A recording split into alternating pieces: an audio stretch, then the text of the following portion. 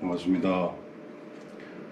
오늘은 코로나 때문에 갑자기 시작하게 된 비대면 영상 법회 세 번째 시간입니다. 지난번 시간에 예고해 드린 대로 오늘은 불교에서 말하는 담마, 즉 법에 대해서 말씀드리도록 하겠습니다. 내용이 중요하고 또 설명해야 할 것이 많기 때문에 두 번에 걸쳐서 최대한 이해하기 쉽도록 설명해 보도록 노력하겠습니다. 혹시 연기법에 대한 저의 설명이 어렵다고 여겨지시면 귀찮더라도 반복해서 들어보시는 것을 추천드립니다만은 그것도 다 법에 대해서 알고 싶다라는 구도심이 있을 때나 가능한 일이고, 그런 구도심은 누가 강요할 수 있는 것도 아니고, 그래서 아무쪼록 최대한 이해하기 쉽도록 설명을 해드리도록 하겠습니다. 불교에서 말하는 담마 혹은 법이라는 용어는 나와 나에 의한 세상이 구성되는 이치, 나와 나에 의한 세상에 적용되는 규칙 등의 뜻으로도 사용되고, 또 한편으로는 붓다의 가르침이라는 뜻으로도 사용되는 용어입니다. 그래서 앞의 경우에는 특히 이 법을 연기법이라고 따로 부르기도 하는데, 오늘 우리가 살펴볼 것은 나와 나에 의한 세상을 구성하고 있는 그 이치로서의 법인 이 연기법에 대한 것입니다. 그런데 여기서 제가 나와 나에 의한 세상이라고 말한다는 것에 유의하셔야 합니다. 저는 나와 세상이라고 말하지 않았습니다. 이 말인즉슨 이 세상은 객관적으로 우리에게 주어진 세상을 말하는 것이 아니고, 나와 그 나에 의해서 보여지고 들려지고 생각되어진 것으로서의 세상입니다. 경전에서 자주 사용되는 안에 있는 것이건 바깥에 있는 것이건 이라는 말이 바로 나와 나에 의한 세상을 가리키는 말입니다. 불교에서는 관찰자가 없는 세상은 존재하지 않는다고 말합니다. 그런데 이 연기법은 열애가 세상에 나타나서 새롭게 만들어낸 것이 아닙니다. 단지 나와 나에 의한 세상을 구성하고 있는 그 이치를 깨닫고 그것을 처음으로 세상 사람들에게 분석하여 전해준 것이 열애일 뿐입니다. 그래서 붓다 자신도 이렇게 연기법에 대해서 말씀하셨습니다. 비구들이여, 무엇이 연기인가? 비구들이여, 태어남을 조건으로 해서 늙고 죽음이 있다. 열애가 세상에 나타나거나 나타나지 않거나 그 기본적인 법의 속성, 법의 질서, 법의 규칙, 법의 조건성은 그대로 있다. 한문으로 번역된 연기법은 앞에 연자는 조건이 될 연자이고, 기자는 일어날 기자이고, 법자는 정해진 이치라는 뜻입니다. 그러니까 조건 지어진 채로 일어나게끔 정해진 이치라는 뜻이 될 것입니다. 이것은 물론 한문으로 번역된 것이니까 그 텍스트가 되었던 용어가 따로 있겠죠. 그것이 바로 붓다께서 직접 사용하셨던 팔리어의 빠띠짜 사무빠다라는 단어입니다.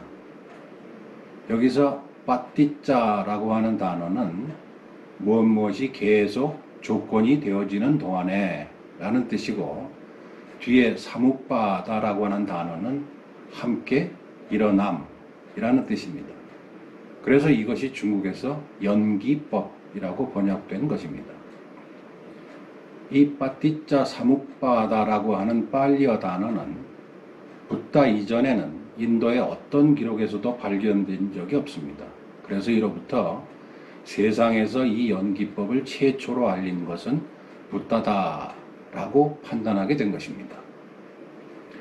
물론 불교의 전통적인 세계관에서는 이전에도 수많은 세상들이 일어났다가 사라졌고 그때마다 깨달은 자들이 있었고 그 깨달은 자들, 열애들에 의해서 연기법은 늘 세상에 알려져 왔다라고 말하긴 합니다.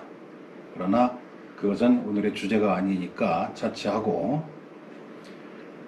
그러면 이 연기법은 무엇을 설명할 때 사용되었을까? 부처님이 하신 모든 법문은 그 가르침을 듣는 사람으로 하여금 괴로움으로부터 벗어날 수 있도록 그렇게 이끄는 단 하나의 목적을 위해서 설해졌습니다. 부처님 법을 배우는 자라면 이 목적을 절대로 잊어버리면 안 됩니다. 따라서 연기법도 우리에게 일어나는 모든 괴로움의 원인인 나라는 생각, 혹은 내 것, 혹은 내 것이 있다라는 이런 생각이 잘못된 집착으로 인해 일어난 것임을 설명해 주기 위해서 이 연기법이라고 하는 것이 사용되었습니다. 즉, 있는 그대로의 나와 나에 의한 세상은 이러이러한 방식으로 존재하는데 우리는 그것을 이러이러한 과정을 통해서 오해하고 있다는 것을 이해시켜서 그 잘못된 집착을 스스로 포기하도록 하는 목적으로 사용되었다는 겁니다. 그런데 흥미로운 것은 세상이 존재하는 과정과 그것을 잘못 이해하는 과정, 이 양쪽 모두에 연기법은 다 적용된다는 것입니다. 우리가 뭔가를 잘못 이해하는 과정에도 또한 연기법이 적용됩니다. 예를 들어서 지난번에 말씀드린 것처럼 자아라고 하는 것이 있다고 여기는 것은 올바른 판단이 아니지만 그렇게 자아가 있다고 여기는 잘못된 판단을 조건으로 해서 그런 판단이 원인이 돼서 그런 판단이 유지되는 동안에는 결국 자아가 있음을 체험했다라는 잘못된 결과가 일어나는 것입니다. 여기서도 조건에 의지해서 일어나는 연기법은 적용되는 것입니다. 물론 그 반대의 경우도 마찬가지입니다. 자아가 있다는 것은 말이 안 된다라고 생각하면서 살아가는 사람은 그런 자신의 생각을 조건으로 하여 그 생각이 원인이 되어 그런 생각이 계속 유지되는 동안에는 결국 자아가 없음을 체험하게 되는 결과가 일어나는 것입니다. 즉, 연기법 그 자체는 우리 스스로를 편견에 의해서 속박시키는 법이기도 하지만 동시에 그것으로부터 벗어나 우리를 해방시키는 법이기도 한 것입니다. 앞의 것은 그래서 따로 아쿠살라 담마, 즉 유익하지 않은 법이라고 부르고 뒤의 것은 쿠살라 담마, 즉 유익한 법이라고 따로 부릅니다. 여기서 유익하다, 유익하지 않다라는 기준은 물론 괴로움으로부터 벗어나는 것, 꿈에서 깨어나는 것이 그 기준이 됩니다. 그러니까 쿠살라 담마는 꿈에서 깨어나서 괴로움으로부터 벗어나는 데 유익한 법이라는 뜻이고, 아쿠살라 담마는 우리를 꿈속에서 계속 머물게 하면서 괴로움으로부터 벗어나지 못하게 하는 유익하지 않은 법이라는 뜻이 될 것입니다. 부타께서 처음 우루엘라의 보리수 아래에서 깨달음을 얻으신 다음에 그 첫 7일 동안은 해탈의 행복감 속에서 머물러 계셨다고 전해지고 있습니다. 그리고 나서 마지막 7일째 되는 날 부타께서는 자신이 깨달은 바인 이 연기법을 스스로 점검하기 시작하셨습니다. 일어나는 순서로, 그 다음에는 소멸하는 순서로, 그 다음에는 그 두 가지를 함께해서 이렇게 자신이 경험한 연기법을 2중 3중으로 철저하게 크로스 체크를 하신 이후에 부타께서는 비로소 자신의 깨달은 연기법을 확신하게 되신 것입니다. 아마도 그렇게 부타 자신이 깨달으신 그 연기법을 철저하게 점검하셨던 이유는 아마 그쯤에서 부타께서는 연기법을 세상에 알리려고 마음을 먹으셨던 것 때문이 아닐까라고 생각됩니다. 이러한 연기법은 다음과 같은 정형구로서 부타에 의해서 설명되어집니다. 이것이 있을 때 이것이 있고 이것이 일어날 때 이것이 일어난다. 일부의 사람들은 이 문장을 이것이 있을 때 저것이 있고 이것이 일어날 때 저것이 일어난다 라고 번역하는 경우가 있습니다. 흔히 이 연기법은 무명이 있을 때 행들이 있다로 시작해서 태어남이 있을 때 늙고 죽음이 있다라는 식으로 두 개를 한 세트로 해서 설명되어지는 것이 보통입니다. 그러다 보니 이 태어남과 늙고 죽음을 서로 다른 것으로 여겨 이 태어남이 있을 때 저 늙고 죽음이 있다라는 식으로 이해를 하게 되었고, 따라서 위의 첫 번째 문장을 발리어에서는 분명하게 같은 지시대명사를 사용했음에도 불구하고 이것이 있을 때 저것이 있다라고 원본과는 다르게 번역하게 된 것입니다. 하지만 이해가 되지 않는다고 자신들 입맛에 맞춰서 번역해서는 안 되는 이유가 있습니다. 지금부터 그것에 대해서 설명해 보도록 하겠습니다. 보통 사람들, 불교에서는 이 보통 사람들을 법을 들어본 적이 없거나 혹은 법을 들었더라도 그것을 익히지 않은 자라는 뜻으로 사용합니다. 어쨌든 그런 보통 사람들에게 있어서 이것이 있을 때 이것이 있다 라고 말하면 뭔가 논리적으로 잘못된 것처럼 느껴집니다. 논리학의 기본에서도 분명히 A는 not A가 아니다. 즉 A와 A 아닌 것은 같지 않다 라고 정하고 있으니까 말이죠. 그런데 위의 첫 번째 문장과 똑같은 구조인 태어남이 있을 때 늙고 죽음이 있다 라는 문장을 볼 때는 별다른 거부감이 없이 그대로 이해되는 것 같습니다. 그러면 왜 태어남이 있을 때 늙고 죽음이 있다 라는 문장은 이해가 되는데 이것이 있을 때 이것이 있다 라는 문장은 뭔가 잘못된 표현인 것 같은 느낌이 드는 걸까? 보통 사람들에게는 태어남은 뭔가 즐겁고 좋은 것 같은 느낌이 드는 단어이고 늙고 죽음은 그것에 비하자면 뭔가 괴롭고 나쁜 느낌이 드는 단어입니다.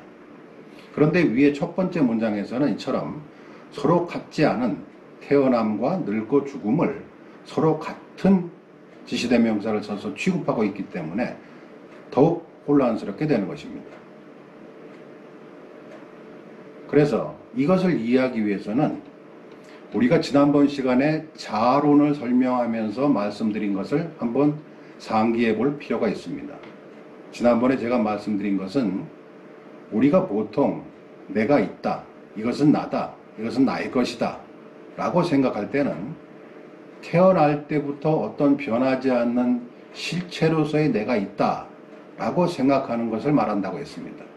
그런데 그런 나라는 생각은 처음부터 그 나라는 것을 갖춘 채로 내가 태어나는 것이 아니라 성장하는 과정에 이 이름이 내 이름이고 이 몸이 내 몸이다 라는 식으로 나라는 생각, 즉 자라는 것이 중간에 습득되어지는 것이니 나라는 생각은 그저 단순한 개념일 뿐이다 라는 것을 지난번에 말씀드렸습니다.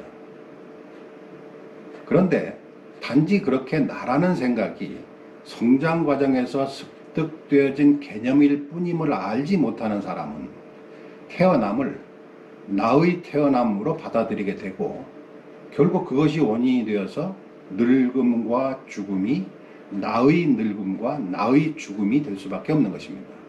이 말인즉슨 태어남, 늙고 죽음이라는 말에는 그 말에 대응하는 실체가 있다라고 여기는 것입니다. 언어를 사용하는 우리들은 흔히 언어와 대상은 항상 일치한다는 믿음을 가지고 있습니다. 즉 사과라는 단어는 실제로 사과라는 사물이 있기 때문에 그 말이 생기고 그 말을 쓰는 것이다 라고 이렇게 믿는다는 것입니다. 하지만 예를 들어서 토끼뿔이라든지 거북이 털과 같은 말들은 단어는 분명히 존재하지만 그 단어에 들어맞는 대상이 있는 것은 아닙니다. 그러니까 그렇게 개념이나 단어에는 그에 걸맞는 실제적인 대상이 있다라고 믿는 것은 우리의 착각이라는 말입니다. 사실 부타께서는 보통 사람들이 무언가를 안다 라거나 무언가를 본다 라고 말하는 경우에는 산자나띠라고 하는 동사를 사용하셨습니다. 이것은 자신의 눈과 귀와 코와 혀와 몸과 머리로 생각한 것들인 그 감각 정보를 실제하는 것으로 안다는 뜻입니다. 그렇게 법을 알지 못하는 보통 사람들은 자신들이 의지하게 되는 자신들의 감각 정보들, 즉 자신의 눈으로 보고 자신의 귀로 듣고 자신의 머리로 생각한 것들이 단순한 대상에 대한 감각 정보라는 것을 알지 못하고 그것을 실제하는 어떤 것으로 이해합니다. 그래서 부타께서는 이런 상황을 다음과 같이 묘사하셨습니다. 세속 사람들은 말한다. 나는 안다. 나는 본다. 그것이 참으로 그렇다는 것을. 즉 실제로 어떤 것이 있고 실제로 있는 그것을 자신이 보았다고 믿기 때문에 자신이 본 바, 자신이 들은 바, 자신이 생각한 바를 집착하게 된다는 것입니다. 이것이 바로 산자나띠라는 말의 뜻입니다. 한편 이와 다르게 법의 이치를 아는 사람은 자신의 눈에 보이는 것, 자신의 귀에 들리는 것, 자신의 머리로 생각된 것들은 실제하는 대상이 아니라 그 대상들에 대한 감각 정보일 뿐이다 라고 알면서 보고 듣고 생각합니다. 이것을 아비냐나띠라고 말합니다.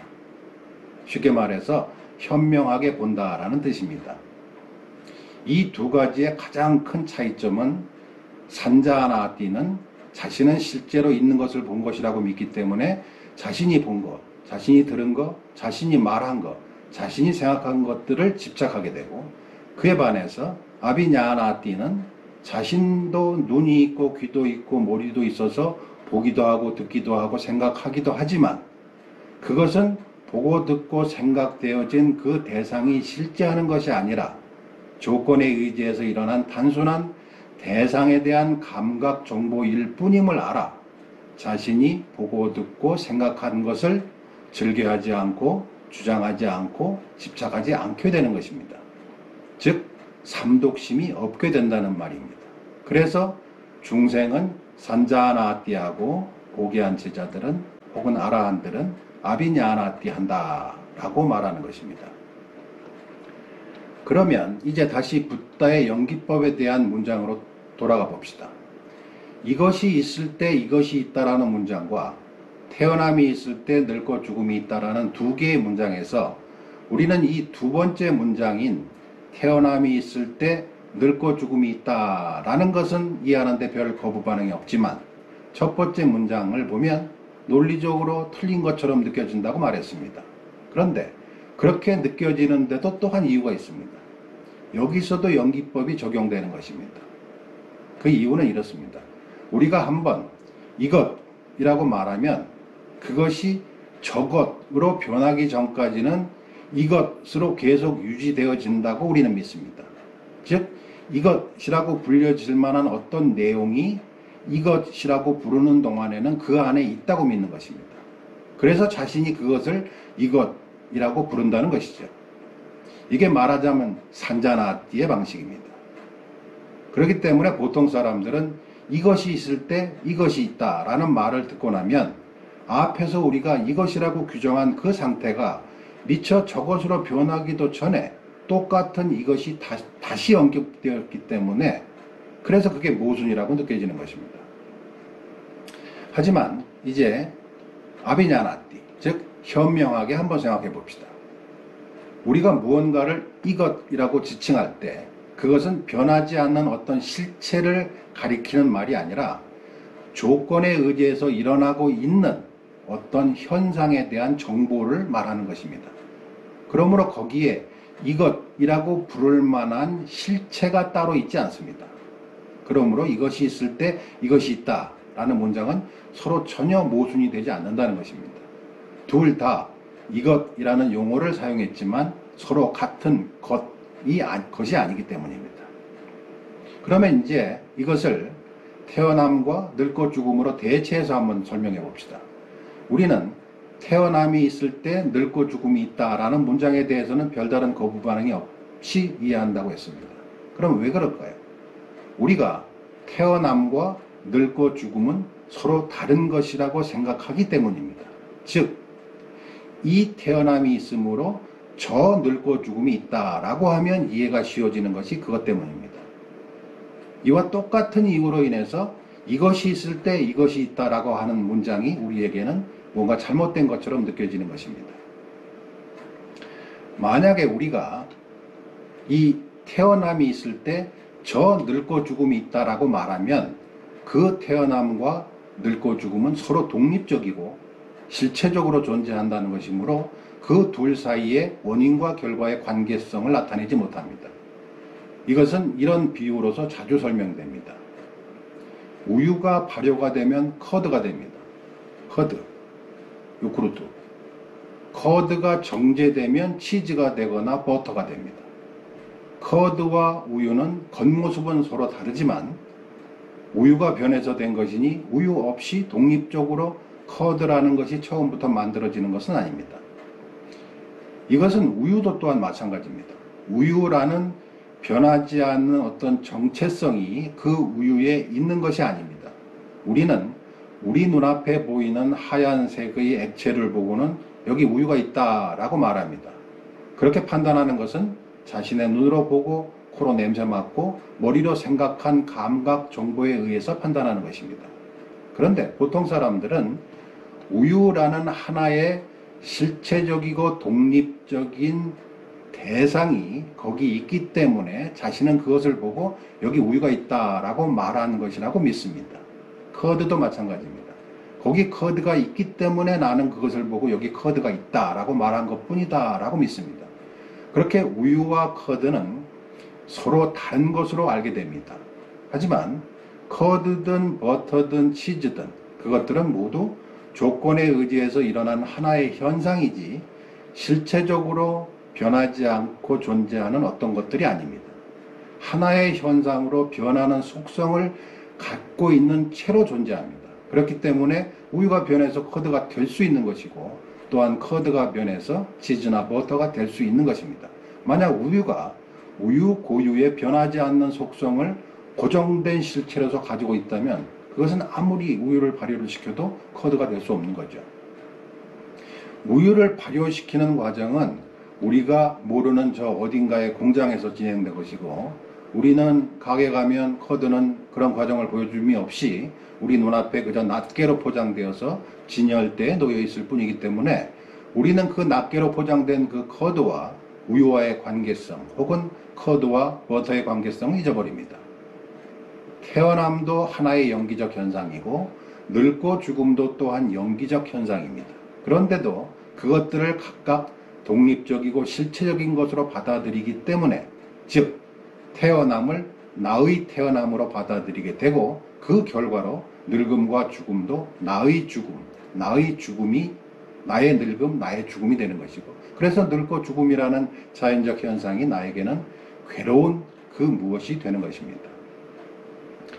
늙고 죽음은 그게 자연현상입니다. 우리 같은 중생들도 죽고 늙고 부처님과 아라한들도 늙고 죽는 것은 마찬가지였습니다. 개도 소도 말도 물고기도 늙고 죽습니다. 나무와 풀들도 늙고 죽습니다.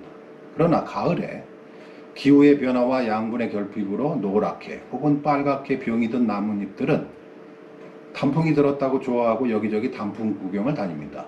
그런데 똑같이 나이가 들고 양분의 결핍으로 병이 든 자기 자신의 모습을 보고는 슬퍼하고 괴로워합니다. 그 둘 모두가 똑같은 자연현상인데 그렇습니다. 둘 사이의 차이가 무엇이겠습니까? 하나는 내 것이 아니라고 여기는 것이고 다른 하나는 내 것이라고 여기는 것입니다. 그러므로 변화된 모습이 슬프고 슬프지 않거나 괴롭고 괴롭지 않음의 차이는 그것을 나라고 혹은 내 것이라고 하느냐 아니냐 혹은 내 것이라고 이 변화하는 모습이 내 것이라고 하는 것과 내 것이라고 하지 않는 것 그 둘 사이에서 갈라지는 것입니다. 이 말은 내 거를 내 것이 아닌 척 하라라는 말이 결코 아닙니다. 원래 내 것이 아닌 것을 내 것이라고 집착해서 괴로운 것인 줄을 안다면 다시 괴롭지 않은 그 상태, 원래의 그의 무아의 상태로 돌아가라 라는 말인 겁니다. 우리가 태어남을 나의 태어남이라고 하면 늙고 죽음도 나의 늙음과 나의 죽음이 되는 것입니다. 이것이 속박의 법이고, 태어남이 나의 것이 아닌 줄을 알면 늙음과 죽음도 나의 늙음과 나의 죽음이 되지 않으니 이것은 해방의 법입니다. 이게 바로 연기법입니다. 다들 지난번 시간에 제가 소개해드린 대로 사작가에게 부탁해서 이렇게 물으셨던 것을 기억할지 모르겠습니다. 무상하고 변하기 마련이고 괴로운 그것을 두고 이것은 나다, 이것은 나의 것이다, 이것은 나의 자아다 라고 하는 것이 과연 어리석은 짓이겠는가 아니면 현명한 짓이겠는가. 아무리 부처님께서 올바른 선택에 대해 간절하게 말씀하셔도 그것을 받아들이는 것이 말처럼 쉽지 않다는 것은 압니다. 그러나 이것만이 영원히 괴롭지 않을 수 있는 유일한 길인 줄을 안다면 그 쉽지 않은 길을 쓰고 가야만 합니다. 지금은 막막하고 감히 그 길을 내가 어떻게 하겠는가 싶기도 하겠지만 아직 한 번도 가보지 않은 길이기 때문에 그렇게 막막하게 생각되어지는 것일 뿐이지 막상 마음 먹고 시작하면 어려울 것도 없습니다. 백척간도 진일보라는 말이 있습니다. 천길 낭떠러지 앞에서 앞으로 한 발을 더 내디더라 라는 뜻입니다. 마치 저 앞으로 한 걸음 더 내디드면 천길 낭떠러지에서 떨어져 죽을 것 같지만 우리는 이것을 반드시 기억해야 합니다. 우리는 한 번도 낭떠러지에서 떨어져 본 적이 없다는 것입니다. 이것이 나다, 이것은 내 것이다 라고 움켜쥐는 것은 그것을 잃어버릴까 하는 두려움 때문입니다. 하지만 그런 두려움은 경험해서 아는 두려움이 결코 아닙니다. 그러므로 절벽이라고 생각되는 그곳에서부터 한 걸음을 과감하게 내딛어야 합니다. 그러면 곧 알게 됩니다. 거기가 낭떠러지가 아니라는 사실을 알게 됩니다. 나라고 할 것이 본래 없었다는 것을 알게 됩니다. 만약 이런 시도가 없다면 우리는 낭떠러지도 아닌 곳에서 내 것도 아닌 것을 내 것이라고 움켜쥐면서 평생을 벌벌 떨다가 생을 마치게 될 것입니다. 오늘 연기법에 대한 첫 번째 시간은 이것으로 마치겠습니다. 다음번에는 연기법 하면 떠오르는 12연기를 소개하고 연기법에 대한 이야기를 마무리할까 합니다. 다들 깨달음을 얻기 전까지 죽으면 안 되니까 건강에 유의하시고 다음번 영상에서 뵙도록 하겠습니다. 시청해 주셔서 감사합니다.